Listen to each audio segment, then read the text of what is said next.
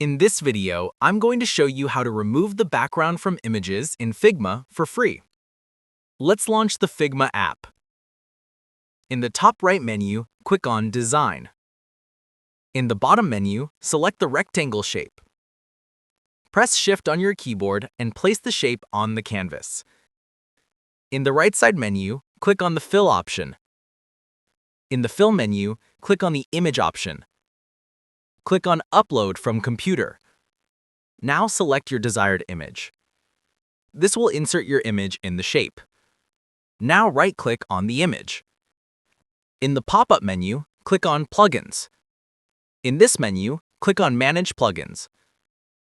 In the search bar, search for Icons Background Remover. This is the plugin that we are looking for. Let's click on it. Here you can see that this plugin has no limits, doesn't require any subscriptions, and doesn't need any API key either. In the plugin menu, click on Run. In the pop-up menu, click on Remove Background. Now wait a few seconds. Here you can see that we have removed the background from an image for free. Following these steps, you can remove backgrounds in Figma easily.